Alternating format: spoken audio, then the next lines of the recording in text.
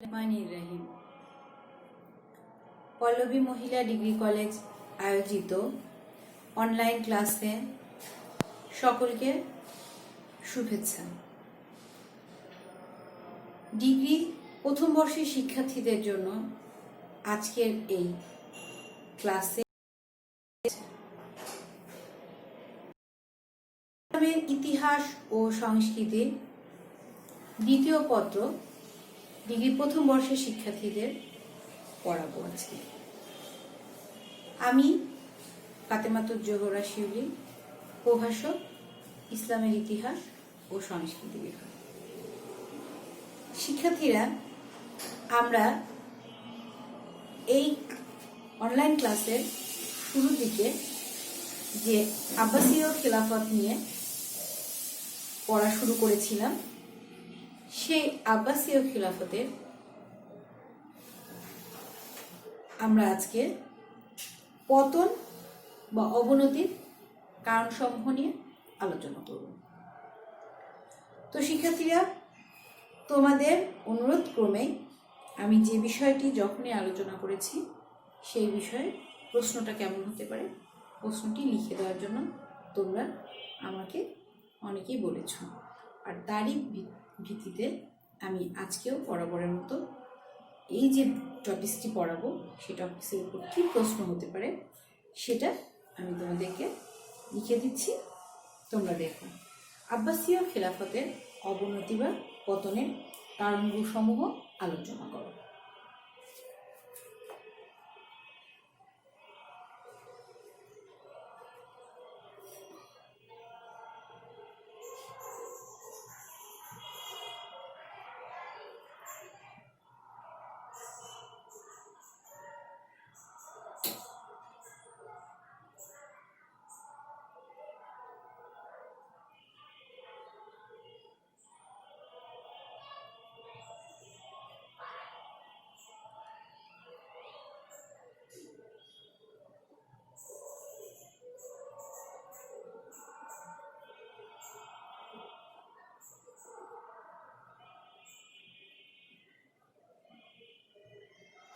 প্রশ্নটি দেখে নিচ্ছ নিশ্চয়। আব্বাসীয় খিলাফতের অবনতি বা পতনের কারণসমূহ আলোচনা করব।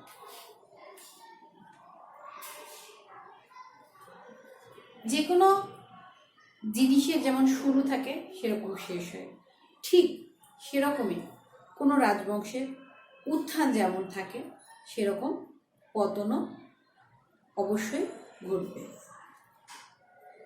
ভাঙা গড়া, জন্ম মৃত্যু ও উত্থান পতন প্রকৃতির শাশ্বত নিয়ম। আব্বাসীয় বংশের বেলায়ও এই নিয়মের ব্যত্যয় কোনো ঘটেনি। খলিফা দ্বিতীয় মারওয়ানকে পরাজিত করে আবুল আব্বাস আস-সাফার কর্তৃক আব্বাসীয় বংশ 1258 খ্রিস্টাব্দে হালাকু খান কর্তৃক ধ্বংসপ্রাপ্ত হন। দুর্ধর্ষ ও বর্বর তাতারদের আক্রমণে সুদীর্ঘ 500 বছরের গৌরব উজ্জ্বল আব্বাসীয় খেলাফতের পরিসমাপ্তি ঘটে। আব্বাসীয়দের এহেন পতনের পিছনে বিভিন্ন রাজবংশের উত্থান, খলিফাদের অযোগ্যতা, দুর্বলতা, সুষ্ঠু উত্তরাধিকার নীতির অভাবে, সর্বোপরি হালাকু খানের আক্রমণ সহ নানা কারণ বিদ্যমান ছিল।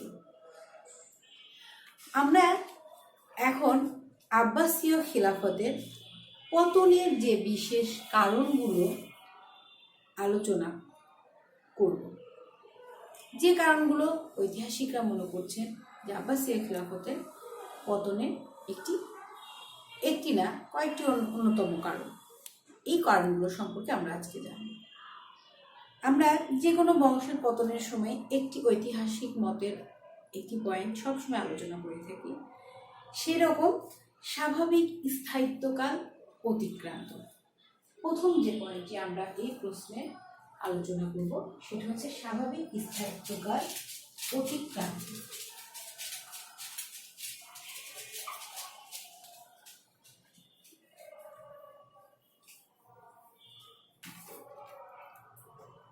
এক নম্বর পয়েন্টটি দেখো, স্বাভাবিক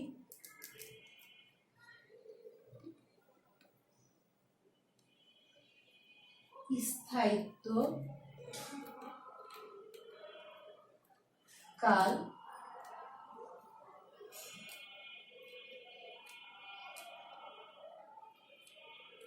অতিক্রান্ত।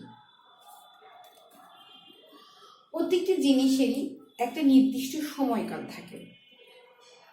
এই হিসেবে প্রখ্যাত ঐতিহাসিক, দার্শনিক ও সমাজবিজ্ঞানী ইবনে খালদুনের মতে কোনো রাজবংশ 100 বছরের অধিককাল শৌর্যবীর্যের সাথে রাজত্ব করতে পারেনি। 100 বছরের পর তাদের ধ্বংস অনিবার্য হয়ে ওঠে। আর আব্বাসীয় খিলাফতের বেলায় এই নিয়মের কোনো ব্যতিক্রম ঘটেনি। 100 বছরের পরেও আরও কয়েকশো বছর আব্বাসীয় খিলাফত রাজত্ব করেছিল। তারপরেও 100 বছর যখনই কোনো রাজবংশ অতিক্রান্ত করে, তখন সেই রাজবংশের পতনটা অবশ্যম্ভাবী হয়ে পড়ে। এরপরে দ্বিতীয় যে পয়েন্টে আমরা আলোচনা করব সেটা হচ্ছে শাসকদের অযোগ্যতা।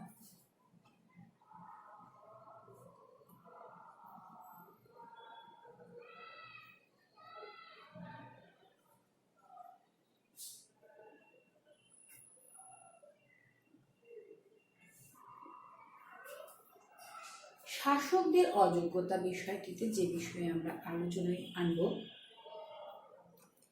আব্বাসীয় খেলাফতের উল্লেখযোগ্য শাসকদের মধ্যে আবু আব্বাস আস্তাফা, আবু জাফর আল মনসুর, হারুনুর রশিদ, খলিফা মামুন, এই কতিপয় কিছু শাসক ব্যতীত আব্বাসীয় খেলাফতে তেমন উল্লেখযোগ্য কোনো শাসককে আমরা দেখতে পাইনি, যে শাসকরা এই রাজবংশকে শক্ত হাতে ধরে রাখতে পারবে বা এই রাজবংশের কর্মকাণ্ড সমূহ সঠিকভাবে পরিচালনার কাজে নিয়োজিত থাকবে।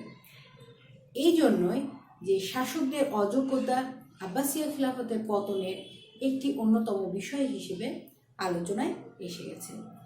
এরপর উত্তরাধিকার নীতির অভাব। 3 নম্বর পয়েন্টটি দেখো, উত্তরাধিকারী নীতির অভাব।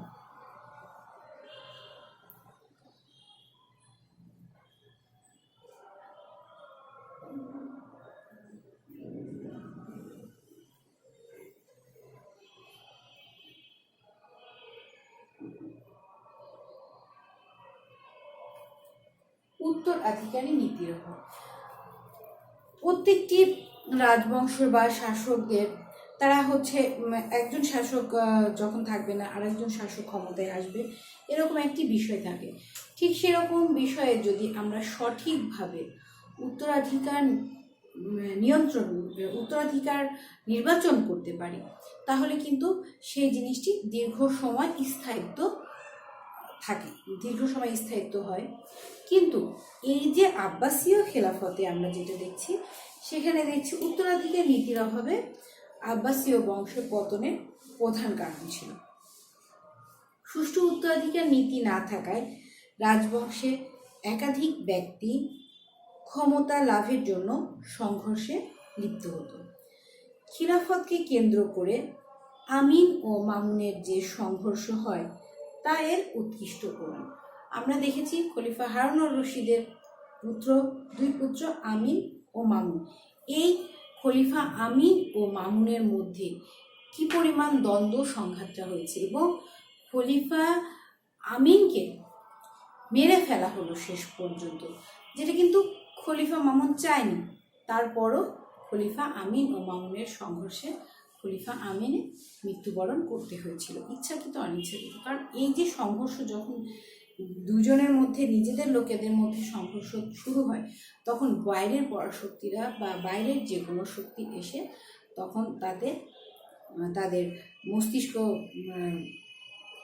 বুদ্ধি বিভিন্নভাবে দুই পক্ষকে দিতে থাকে। তখন মানুষের দিক বিদিক বা হিতাহিত জ্ঞান শূন্য হয়ে যায়।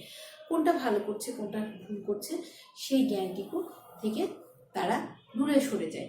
এরকম দূরে সরে যায় যে আপন ভাই ভাইয়ে একটি দ্বন্দ্ব তৈরি হলো, নিজেদের একটি দ্বন্দ্ব, নিজেরা যুদ্ধে লিপ্ত হয়ে নিজেদেরকে ধ্বংসের মুখে আমরা ঠেলে দেখতে পেয়েছি। সেই জন্য বলা হচ্ছে যে উত্তরাধিকারী নীতির সঠিক যদি নীতিটা সঠিকভাবে পরিচালনা করা হতো আব্বাসীয় খিলাফতের, তাহলে আব্বাসীয় খিলাফতের পতনটা আরও দেরি করে হয়তো বা হতো। এরপরে চরিত্রহীন ও বিলাসিতা।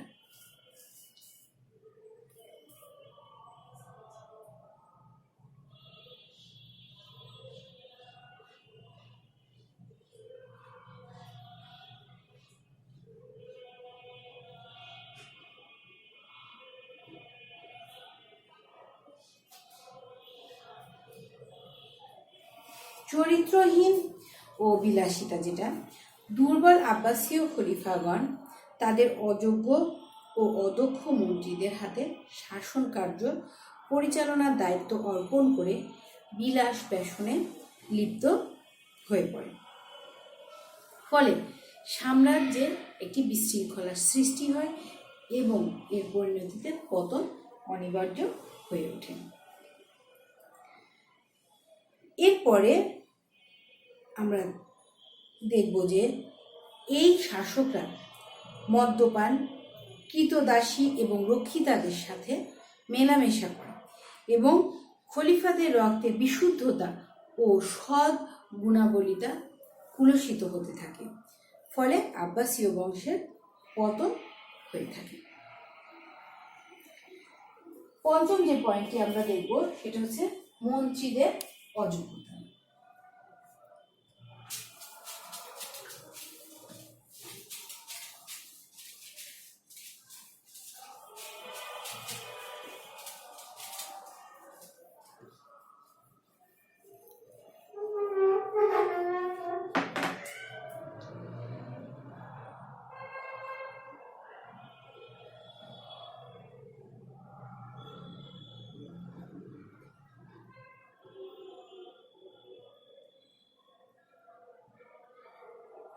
মন্ত্রীদের অযোগ্যতা পয়েন্টটি দেখে নিশ্চয়ই তোমরা বুঝতে পারছো যে কি বিষয় নিয়ে আলোচনা করতে যাচ্ছি, যে আব্বাসীয় খেলাফতের শাসকরা অযোগ্য মন্ত্রীদের হাতে তাদের ক্ষমতা হস্তান্তর করে তারা নিজেরা বিভিন্ন ভোগবিলাসে মত্ত থাকত।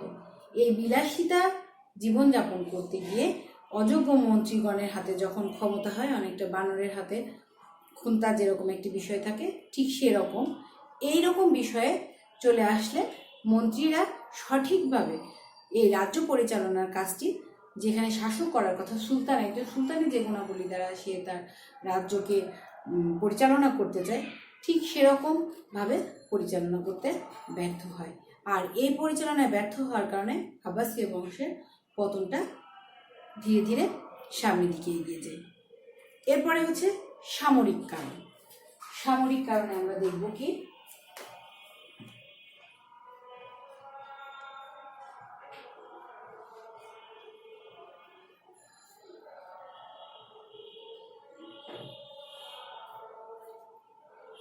সামরিক কারণ।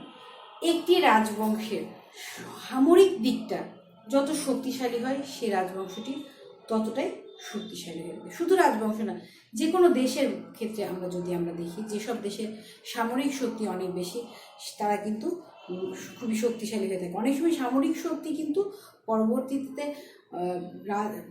দেশ শাসনের কাজেও অংশগ্রহণ করে ফেলে, এই সামরিক শক্তি যখন প্রবল আকার ধারণ করে। কিন্তু সেইখানে দুর্বল আব্বাসীয় খলিফাগণ তাদের অদক্ষ মন্ত্রীদের হাতে কাজ দিয়ে দেয়। আর এই কারণে আব্বাসীয়গণ রাজ্য বিস্তারের চেয়ে কৃষ্টি ও সভ্যতার দিকে বেশি নজর দেন এবং তাদের সামরিক বিভাগের মান উন্নয়নের প্রতি অনেকটাই উদাসীন হয়ে পড়েন। তাই প্রয়োজনের সময় সামরিক বাহিনীর নিকট থেকে আশানুরূপ যে ফলটি তারা আশা করেছিল, সেরকম কোনো ফলই আব্বাসীয় খলিফারা পায়নি। এরপরে আমরা দেখব সাম্রাজ্যের বিশালতা। যে পয়েন্টটি আলোচনা করব সেটা হচ্ছে সাম্রাজ্যের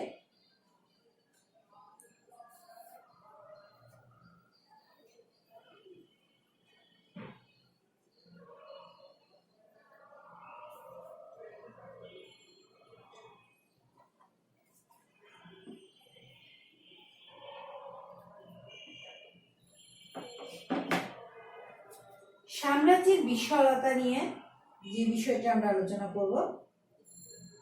একটি রাজ্য, ধরো আমার কাছে হচ্ছে 12 বিঘা একটি জায়গা রয়েছে, সেই জায়গাটি কিন্তু আমি খুব সুন্দরভাবে গুছিয়ে রাখতে পারবো, কিন্তু ঠিক আমার কাছে যখন 120 বিঘা একটি জায়গা থাকবে, সেই জায়গাটি কিন্তু আমার পক্ষে সুন্দরভাবে গুছিয়ে রাখার মতো সক্ষমতা তুলনামূলক হারে কমে আসবে। ঠিক সেরকম আব্বাসীয় রাজবংশের যে সাম্রাজ্যে একটা বিশাল রাজবংশ ছিল, সেই রাজবংশটা আব্বাসীয় বংশের পতনের কারণে তাদের রাজ্যসীমা এত বেশি বৃদ্ধি পায় যে কেন্দ্র থেকে সকল অঞ্চল সুষ্ঠুভাবে পরিচালনা করা কঠিন হয়ে পড়ে, যার কারণে কেন্দ্রে যারা থাকছেন, যে হয়তো কেন্দ্রের অবস্থা ভালো থাকলেও প্রত্যন্ত অঞ্চলে ভালো থাকছে না। যেমন ধরো আমাদের ঢাকা শহরের সার্বিক অবস্থা যেমনই থাকুক, ঢাকা শহরে আমরা যদি শুধু একটু ইসের কথাই দেখি, আমরা যে এই যে অনলাইন ক্লাসের বিষয়টা, ঢাকা শহরে যে আমরা অনলাইন যারা ক্লাস করছে তারা অনলাইনের যে সুবিধাগুলো পাচ্ছে কিংবা ওয়াইফাই যে সুবিধাটা পাচ্ছে, প্রত্যন্ত এলাকাতে কিন্তু এরকম স্পিড থাকছে না, এরকম অনলাইন ক্লাস রেগুলার হচ্ছে না, এরকম একটি বিষয় কিন্তু অনেক সময় হয়তোবা কোথাও কোথাও দেখা যায়, যে একদমই প্রত্যন্ত এলাকায়। আমি বলছি না যে সব জায়গায় দেখা যায়, কিন্তু হয়তোবা আমি এটা বলছি যে যখন খেয়াল করা যায় না, সুষ্ঠুভাবে পরিচালনা করা যায় না, তখন এই বিষয়টা কিন্তু চলে আসে। ঠিক সেরকম আব্বাসীয় রাজবংশটা এত বেশি তাদের সাম্রাজ্য সীমা ছিল যে কোনোভাবে খেয়াল করা যাচ্ছিল না, যে সুষ্ঠুভাবে পরিচালনা করা যাচ্ছিল না সমস্ত কাজ। এই সাম্রাজ্যের বিশালতা আব্বাসীয় রাজবংশের পতনের আরেকটি কারণ।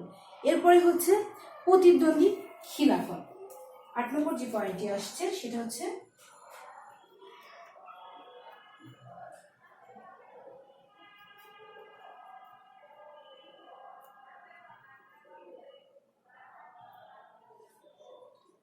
প্রতিদ্বন্দ্বী খিলাফত। আব্বাসীয় খিলাফতের প্রতিদ্বন্দ্বী হিসেবে মুসলিম জাহানের আরও 2টি খিলাফতের উদ্ভব হয়। একটি মিশর ও উত্তর আফ্রিকায় ফাতিমীয় খিলাফত এবং অন্যটি স্পেনে উমাইয়া খিলাফত। কি কি খিলাফত? মিশর ও উত্তর আফ্রিকায় হচ্ছে ফাতিমীয় খিলাফত এবং আরেকটি হচ্ছে স্পেনে উমাইয়া খিলাফত। এ দুটি খিলাফতের সাথে আব্বাসীয় খিলাফতের শত্রুতাও আব্বাসীয়দের পতনের অন্যতম কারণ। কারণ খিলাফত বাড়ছে, শত্রু বেড়ে গেছে, শত্রু বেড়ে যাওয়ার কারণে কিন্তু স্বাভাবিকভাবে তোমার বন্ধুর সংখ্যা কমে যাচ্ছে, শত্রুর সংখ্যা তোমাকে বিভিন্নভাবে বিভিন্ন দিক থেকে ক্ষতিগ্রস্ত করার চেষ্টা করবে এবং সেই ক্ষতির সম্মুখীন হয়ে আব্বাসীয় বংশের পতন শুরু হয়। এরপরে হচ্ছে তুর্কিদের প্রাধান্য।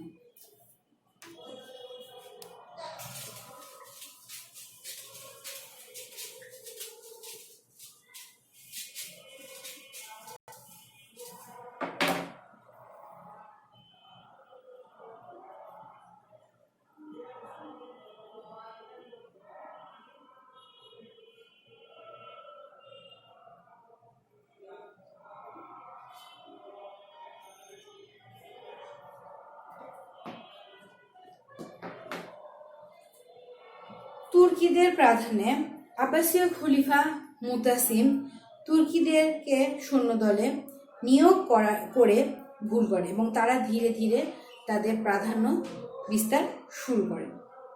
এতে করে তুর্কিরা আর্থিক ও প্রশাসনিক দিক দিয়ে প্রতিষ্ঠিত হওয়ার সুযোগ পায় এবং পরবর্তীতে এরা বিদ্রোহ করে। এরপরে বুয়াইয়া প্রভুত্ব।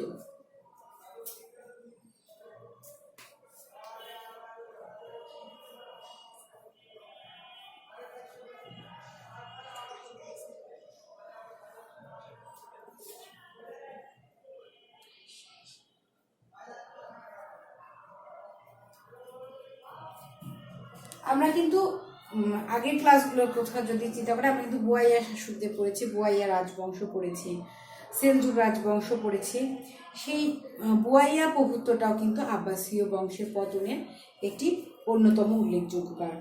তুর্কিদের দৌরাত্ম্য থেকে রক্ষা পাওয়ার জন্য আব্বাসীয় খলিফা বুয়াইয়াদের আমন্ত্রণ জানান।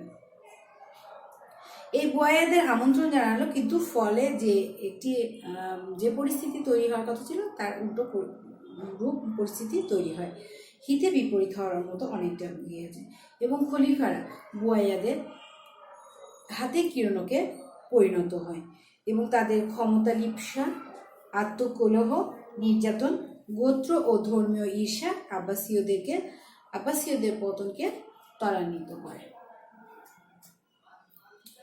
এরপর দেখা যাচ্ছে যে পয়েন্টটি আলোচনা করবো সেটা হচ্ছে রাজকোষের শূন্যতা।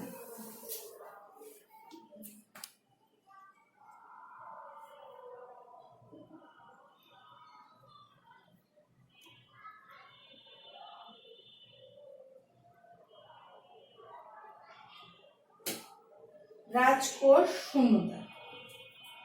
আব্বাসীয় খিলাফতে যে আব্বাসীয়দের রাজকোষ যেটা সম্পূর্ণ পরিপূর্ণ থাকার কথা ছিল, কিন্তু তাদের ভোগ বিলাস এবং তাদের একাধিক স্ত্রী গ্রহণে তাদের স্ত্রীদের ভোগ বিলাসেরটা পরিপূর্ণ করতে গিয়ে আব্বাসীয় খিলাফতের রাজকোষটা ধীরে ধীরে শূন্যের কোঠায় চলে যায়, এবং এই রাজকোষে যখন আর্থিকভাবে মানুষ যখন স্বাবলম্বী থাকতে পারে না, তখন কিন্তু খুব সহজেই তাকে পরাস্ত করাটা সহজ হয়ে যায়।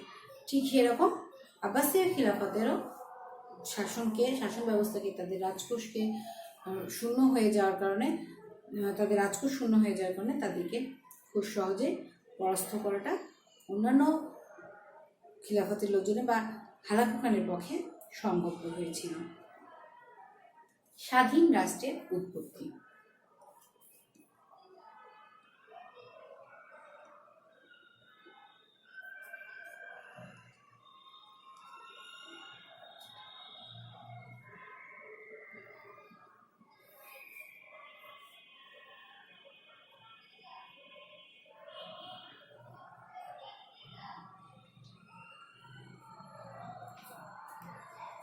স্বাধীন রাষ্ট্রের উৎপত্তিতে দেখব, দুর্বল আব্বাসীয় খলিফাদের আমলে সাম্রাজ্যের বিভিন্ন অংশে ক্ষুদ্র ক্ষুদ্র স্বাধীন রাষ্ট্র কায়েম হয়, যেমন ইদ্রিসীয়, বুয়াইয়া, সেলজুক, ফাতেমীয় প্রভৃতি খিলাফত। আব্বাসীয় খিলাফতের সার্বভৌমত্বে এসব স্বাধীন রাষ্ট্র হুমকি স্বরূপ ছিল।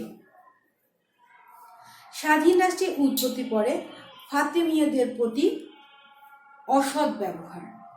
ফাতেমীয়দের প্রতি অসৎ ব্যবহারটা দেখি আমরা।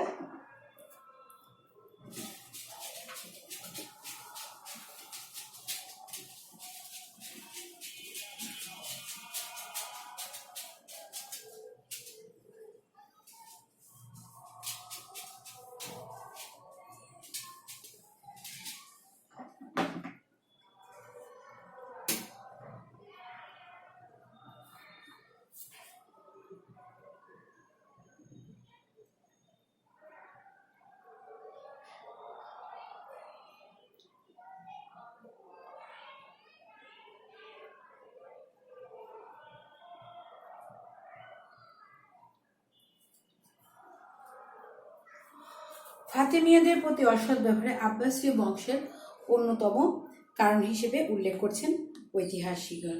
ফাতেমীয় বংশের নামে আব্বাসীয় খিলাফতের প্রতিষ্ঠা হলেও খলিফাগণ ফাতেমীয়দের প্রতি সদ্ব্যবহার করেননি। এ কারণে এই খিলাফতের শেষ স্তরে খলিফাদের দুর্বলতার সুযোগে বিভিন্ন স্থানে ফাতেমীয়রা বিদ্রোহ ঘোষণা করে, যার পরিপ্রেক্ষিতে আব্বাসীয় বংশের পতনের ঘণ্টা বেজে ওঠে। এরপরে হচ্ছে কারামাতিয়া সম্প্রদায়ের উদ্ভব। কারামাতিয়া সম্প্রদায়ের উদ্ভব।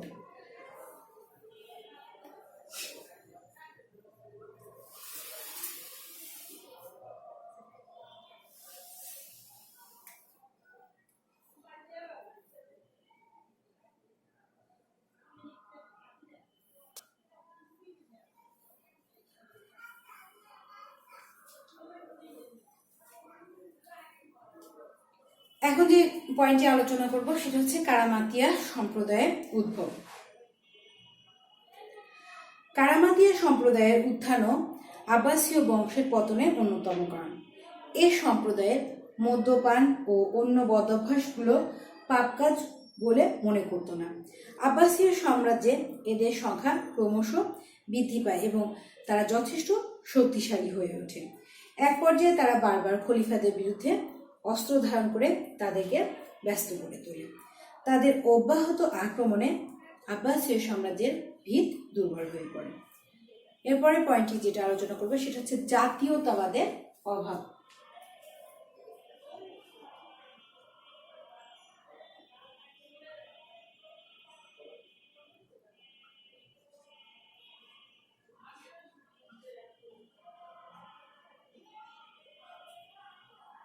জাতীয়তাবাদের অভাবে আব্বাসীয় বংশপতনের আরেকটি উল্লেখযোগ্য কারণ হিসেবে উল্লেখ করা হচ্ছে জাতীয়তাবাদের অভাব। এটা কিন্তু স্বাভাবিকভাবে আমরা বুঝতে পারি যে জাতীয়তাবাদের অভাব কেন, অভাব হলে যে কোনো রাজবংশ পতন। যদি আমাদের মুক্তিযুদ্ধের সময় আমাদের মধ্যে জাতীয়তাবাদ না থাকতো তাহলে কিন্তু আমরা পাকিস্তানি সেনাবাহিনীর হাতে পরাস্ত হতাম, অবশ্যম্ভাবী পরাস্ত হতেই হতো আমাদের। কিন্তু আমাদের জাতীয়তাবোধ ছিল অত্যন্ত শক্তিশালী এবং এই শক্তিশালী জাতীয়তাবোধের কারণে আমাদেরকে কিন্তু পাকিস্তানি সেনাবাহিনীরা পরাস্ত করতে পারেনি। সেরকম আব্বাসীয় খিলাফতে জাতীয়তাবোধের যথেষ্ট অভাব ছিল এবং জাতীয়তাবাদের বোধের অভাবের কারণে পাকিস্তানিদের কাছে আব্বাসীয়রা খিলাফত জাতীয়তাবোধের অভাবের কারণে আব্বাসীয় খিলাফতে তাদের পতন ধীরে ধীরে এগিয়ে যায়। এরপরে হচ্ছে যোগাযোগের অভাব। যোগাযোগের অভাব বা যোগাযোগের সুষ্ঠু ব্যবস্থা না থাকে।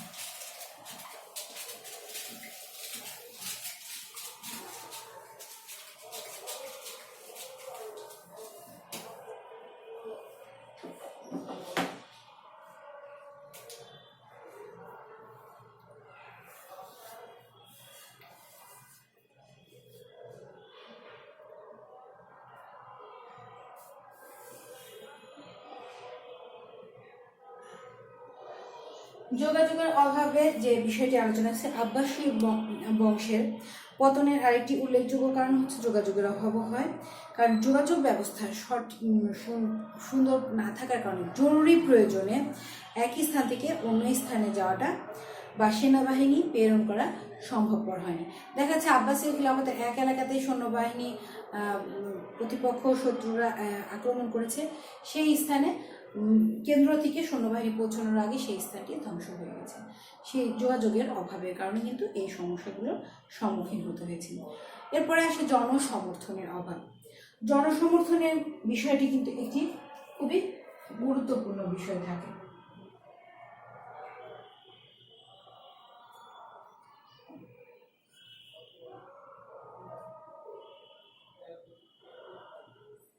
জনসমর্থন না হলে কিন্তু যে কোনো শাসকের ক্ষমতায় থাকা কিংবা যে কোনো রাজবংশের ক্ষমতায় থাকা সম্ভব হয় না। এই জন্য কিন্তু জনসমর্থনের অভাবটা একটি রাজ্যের টিকে থাকার পেছনে খুবই গুরুত্বপূর্ণ ভূমিকা পালন করে থাকে। আব্বাসীয় খিলাফতে সমরনীতির উপর নির্ভরশীল প্রথম দিকে জনসমর্থন থাকলেও ধীরে ধীরে তা শিথিল হতে থাকে। বিশেষ করে আলী বংশীয়দের প্রতি দুর্ব্যবহার, বার্মাকিদের ধ্বংস সাধন প্রভৃতি কারণে জনসমর্থন ব্যাপকভাবে হ্রাস পায়, যা আব্বাসীয়দের পতনের অন্যতম কারণ হিসেবে বিবেচিত হয়। এরপরে আরেকটি পয়েন্ট যেটা আসে আরব পারসিক দ্বন্দ্ব। আরব পারসিক দ্বন্দ্ব তো আমরা খলিফা আমিন এবং মামুনের সময় কিন্তু দেখে এসেছি।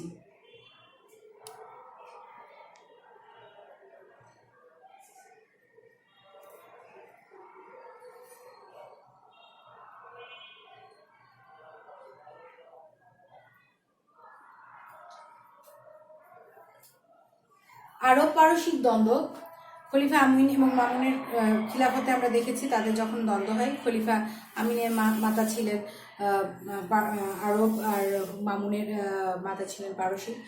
এই সংস্কৃতিতে শাসন ব্যবস্থায় গুরুত্বপূর্ণ পদে পারসিকরা যখন বহাল ছিল। তাছাড়া সভ্যতা ও সংস্কৃতি পারস্য ভাবধারার প্রবর্তন করায় আরব ও পারসিকদের মধ্যে দ্বন্দ্ব দেখা দেয়, যা আব্বাসীয় খিলাফতের পতনকে ত্বরান্বিত করে। অমুসলিম সম্প্রদায়ের অসন্তোষ।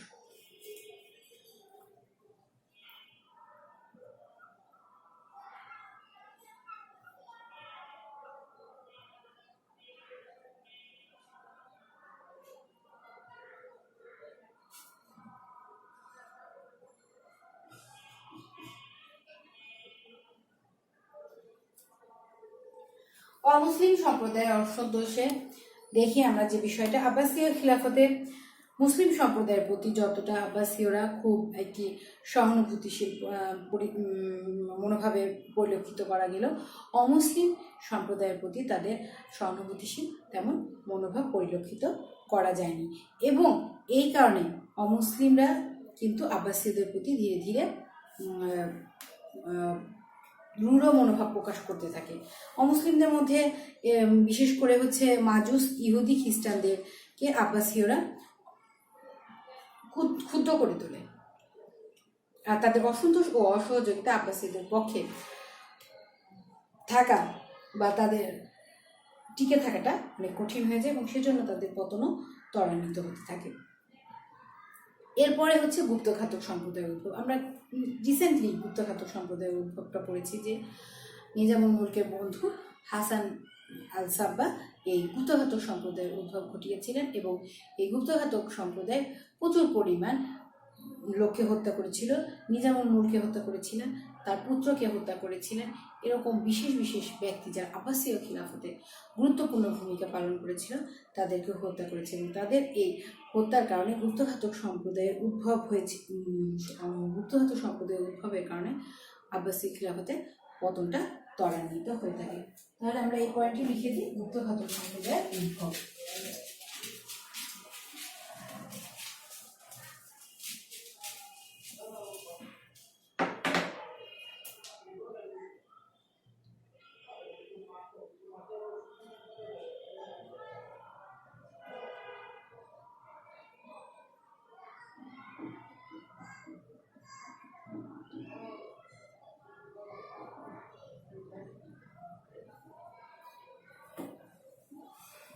গুপ্তঘাতক সম্প্রদায়ের উদ্ভব।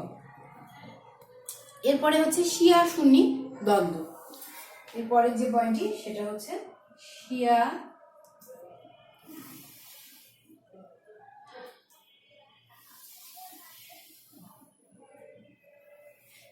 সুন্নি দ্বন্দ্ব।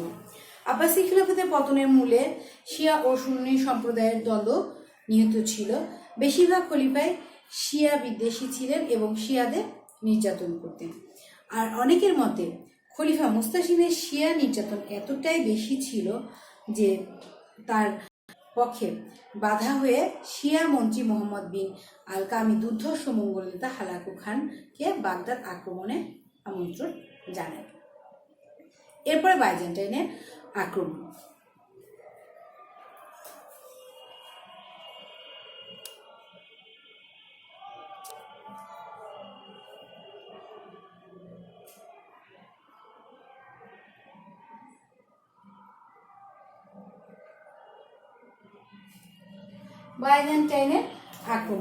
বাইজেন্টাইনের আক্রমণও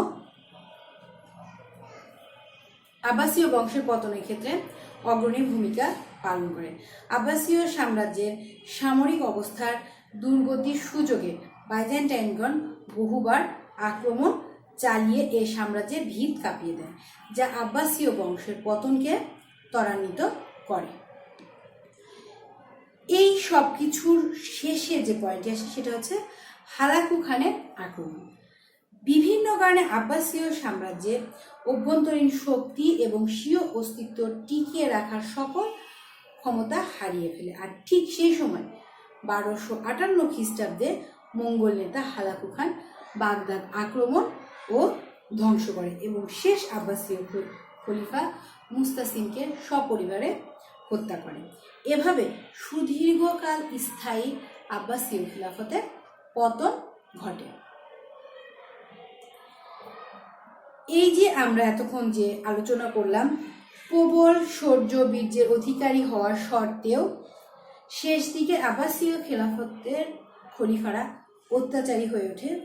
এছাড়াও তাদের অযোগ্যতা, অদক্ষতা এবং অভ্যন্তরীণ কলহ ও ভোগবিলাসিতা ইত্যাদি কারণে তাদের পতনও অবশ্যম্ভাবী হয়ে পড়ে। সবচেয়ে নির্মম সত্য হলো উত্থান আর পতনের চিরাচরিত বিষয়টি। আর এই চিরাচরিত বিষয়ের সাথে অমোঘ ভোগ বিলাসও তাদের পতনের হাত থেকে রক্ষা করতে পারেনি। আর এরই প্রেক্ষিতে 1258 খ্রিস্টাব্দে হালাকু খানের আক্রমণে শিকারে সভ্যতার ক্ষেত্র এবং সারা সিন্ধ জগতের চক্ষু ও কেন্দ্রভূমি বাগদাদের ধ্বংস ও আব্বাসীয়দের পতন ঘটে। তাহলে শিক্ষার্থীরা, আজকে আমাদের আলোচনা এখানেই শেষ করছি। সবাই খুব ভালোভাবে ক্লাসটি করবে এবং ক্লাস থেকে তোমরা সবাই প্রত্যেকে উপকৃত হবে এই আশা রেখে সবাইকে ধন্যবাদ।